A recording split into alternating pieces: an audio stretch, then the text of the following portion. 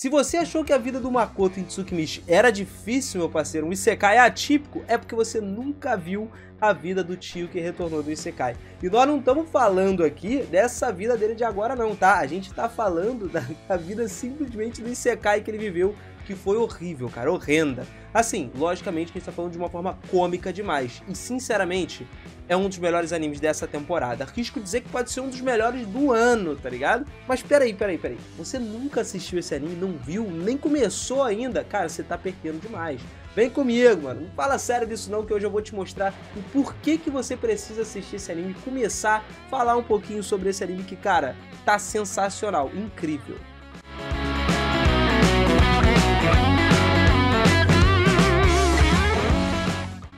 Fala, seus otakus, beleza? Eu sou o Biras e sejam muito bem-vindos a mais um vídeo aqui do canal. Galera, o Isekai que surpreendeu, bateu todas as expectativas da temporada, tanto no Brasil quanto lá na gringa, tá? E depois de assistir os primeiros 3 episódios, não teve nada melhor do que eu compartilhar com vocês o que eu achei. Eu acho que pela empolgação que eu tô, já dá pra tu ter uma noção, né? O Isekai do tio que veio de outro mundo, né, que é o nome Isekai Ojisan, tem uma premissa muito mais cômica do que dá pra se imaginar. A história geral conta pra gente sobre um cara que foi atropelado por um caminhão, que é o típico de um Isekai, só que dessa vez ele acabou não morrendo. Ele só entrou em coma e ficou assim por 17 anos até que ele finalmente acordou no mundo original. Só que, cara, o que acontece nesse meio tempo desses 17 anos é que ele viveu a vida no mundo de Isekai, sacou? Literalmente ele foi pro coma do mundo de Isekai e retornou depois, veio pro mundo normal. Quando ele veio pra esse mundo normal agora, quando ele acordou de novo, ele veio com todos os poderes do outro mundo, inclusive falando outra língua, cara. Então assim, o sobrinho dele que tava lá até achou que o cara era maluco. E no início eu tive a mesma expressão que ele, eu falei, ih, o cara pirou de vez, mano. Não teve jeito não, até que ele foi lá e começou a levitar uma garrafa. Rapaz, aí a história começa a melhorar cada vez mais, cara. Ele voltando desse mundo de Isekai, ele literalmente se juntou com seu sobrinho, sabe por quê? Porque a família tava cheia de ódio, né? Ninguém queria nem olhar pra cara desse maluco aí. A história então começa a ser contada pra gente mais ou menos em 2017, porque ele entrou em coma no ano de 2000, que seria um ano antes de começar a ser serializado um mangá de fato. O legal de assistir esse anime é ver a diferença do mangá também pro anime, que já começa diretamente pelas expressões dos personagens, que são totalmente diferentes. No mangá o negócio parece ser muito mais macabro, mais dark, mas no anime a Netflix não decepcionou a gente. Ela trouxe pra gente as expressões cômicas, que simplesmente faz você rir a todo momento na história. Ela é uma parada literalmente intencional, o tom de desespero dos personagens, principalmente quando o tio, por exemplo, tá contando uma história de romance dele ou alguma outra história do outro mundo e de repente essa história fica toda cagada, mano, porque ele estraga tudo no meio do caminho e o sobrinho dele fica, mano, depressivo com todas as escolhas do tio. Pô, o cara tinha literalmente a faca e o queijo na mão, tava vivendo no mundo de Isekai, só que ele viveu totalmente o oposto do que qualquer Isekai que a gente já viu, mano.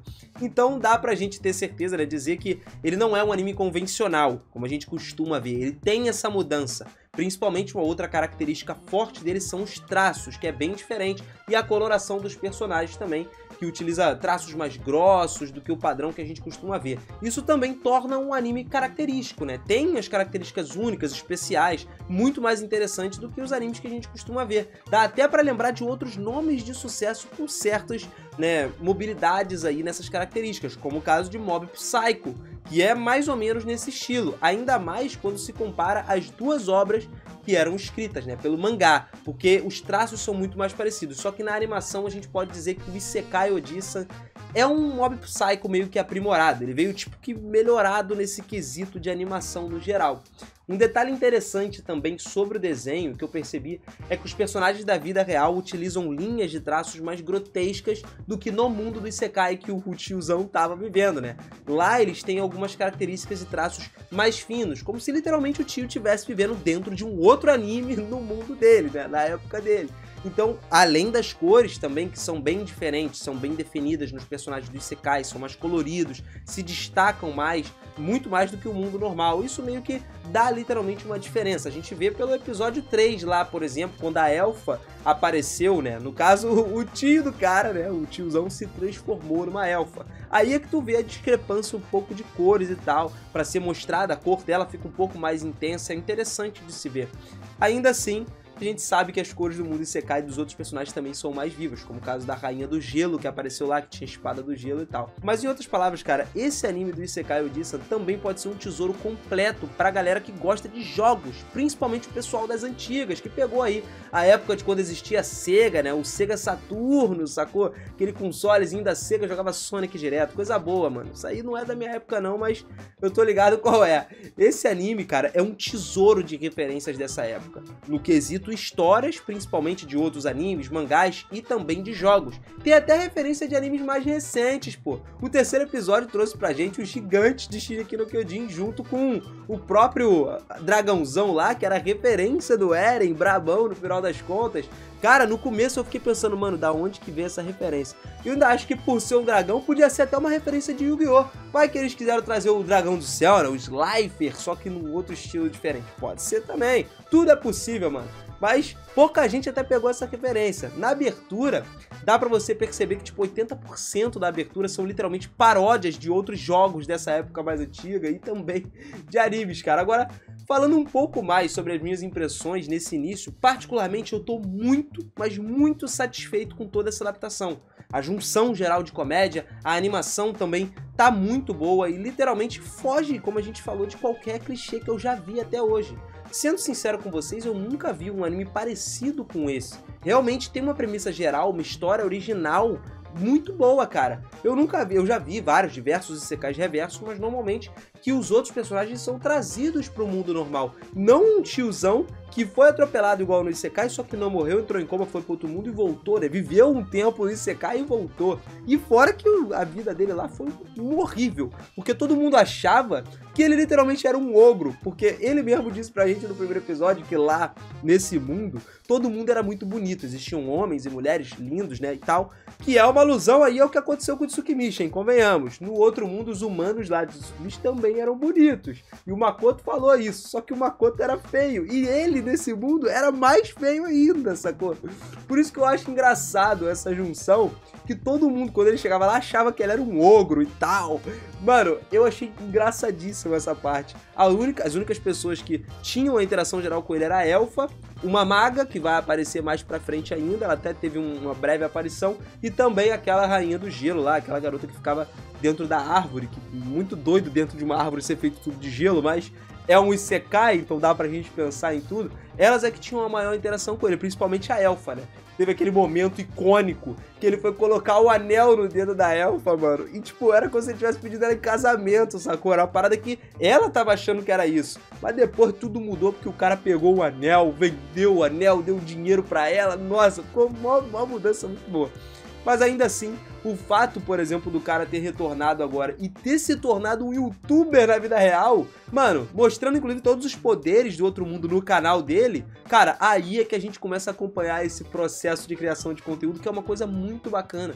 Principalmente todas as diversidades, né, que a gente vê, os haters do cara, que é muito engraçado. Principalmente ele no começo, não sabendo lidar com isso de início, ficando tristão, da galera falando que é CGI, que é mentira e tal. E, cara, essa quantidade de paródias que a gente vê faz o Isekai Oji-san se tornar um dos animes mais divertidos dessa temporada, sem sombra de dúvidas. É como a gente tá falando, a questão do YouTube também, melhor do que ninguém, todos os criadores de conteúdo aqui do YouTube se identificam com esse nosso protagonista, cara. Uma mudança, por exemplo, do regulamento do YouTube lá em 2018, para quando você precisava ter as metas aí dos 1000 inscritos e as 4000 horas assistidas para monetizar o canal, tá aí uma outra coisa que, tipo, é muito icônica, porque o Takafumi, né, que é o sobrinho dele, aí entrou em desespero, falou que, mano, a carreira do tio já era, já que ele tinha perdido o emprego, tá ligado? Porque naquela época eles conseguiam ganhar através das publicidades dos vídeos, né? Igual a gente faz hoje aqui, todos os youtubers ganham através das publicidades, inclusive, se tá passando anúncio aí, deixa rolar aí, cara, não custa nada não. Brincadeira, brincadeira, mas a partir disso, ele tinha inclusive vídeos de 2 milhões de visualizações. Que, mano, foi um momento que o Takafumi descobriu um portal no peito do tio. Um portal que ele guardava algumas coisas como se fosse uma dimensão diferente. E aí ele foi enfiando a espada assim no peito do tio. Cara, foi muito engraçado essa cena. Então eles resolveram fazer o quê? Pô, vamos gravar um vídeo pro YouTube e postar lá, né? Ganhar view e tal. E aí eles fizeram isso. Gravaram, postaram. Mano, pegou muita visualização, explodiu e eles ganharam dinheiro a partir disso. Engraçado também é a parte que ele tava respondendo os comentários negativos do vídeo. Até os positivos mesmo ele tava respondendo, só que o cara, ele tava respondendo de uma forma tão grotesca que, cara, tinha gente desinscrevendo do canal dele por causa disso, mano. Ou seja, a culpa era literalmente dele por estar escrevendo as coisas tudo errado e afastando o público dele. E, cara, faz todo sentido, porque aqui no canal mesmo, vocês veem, pô, eu respondo todos os comentários aqui, eu adoro responder os comentários. Então ele gostava de responder os comentários também, ele só não sabia como lidar ali. E, cara, não era como se ele fosse uma pessoa rude, né? Ele não era uma pessoa rude, uma pessoa má, nem nada. Ele tentava dar explicações que no mundo real, convenhamos, ninguém entender nada. O pessoal achando que era efeito especial ali, que era CGI e tal. E o cara falando, não, mano, não é CGI. Lê a descrição aí, pô, tá explicando tudo e tal. Só que era uma parada tão científica do que aconteceu, que pra ele, mano, era muita loucura, né, mano? Mas aí veio a brilhante ideia de pedir pro pessoal passar a acompanhar e se inscrever no canal dele. E não deu outra. Isso aí o sobrinho dele achou que não ia dar certo. Takafumi falou, não vai dar certo, cara, você é maluco, você tá estragando mais ainda o canal, entrou em completa depressão ali. Só que não, ele conseguiu atingir os 1000 inscritos a partir disso. Uma porrada de gente que acompanha ele começou a se inscrever pra ajudar ele, dando força e tal. Isso é uma parada maneira da gente ver. As 4000 horas ele já tinha ultrapassado há muito tempo, tanto que o sobrinho falou, pô, tá muito acima, mas por que as pessoas não se inscrevem? Faltou o pedido da inscrição, né? Pô, é uma nova forma que ele criou de chamar a gente pra se inscrever no canal, pô. Mas de qualquer forma, a galera toda que trabalha no YouTube e tal, se identifica muito com ele, cara, nesse quesito do personagem. Eu mesmo me identifico no começo do canal, passando por todas as adversidades que a gente passou, principalmente o fato dele ter que encontrar um conteúdo bom para agradar o público, que quem encontrou foi o sobrinho dele, que fez aquele vídeo dele jogando o Sega Saturno, né? Ele queria jogar o Sega Saturno e mostrar pra galera, só que na verdade ele tava transformado em elfa, porque ele se transformou em elfa para poder ter um papo de mulheres aí com a garota que gosta do Takafumi, que tava lá na casa dele. Então, acabou que, no momento, o sobrinho dele gravou apenas ele. Literalmente, e o vídeo deu mais de 200 mil visualizações. Por quê? Porque o pessoal queria ver aquilo ali. O tio ficou até meio bolado e tal, porque ele queria fazer um vídeo, na verdade, ele queria mostrar a tela do jogo, né? Meter uma gameplay zona no canal, só que transformado em elfa, né? Porque, pô, no tempo dele, há 17 anos atrás, ele não tinha essas paradas dos homens bombados sendo domados pelas namoradas, né? Era luta, pancadaria, e ele adorava isso. Então, assim, ele ficou meio cabisbaixo, mas acabou aceitando o negócio no final das contas.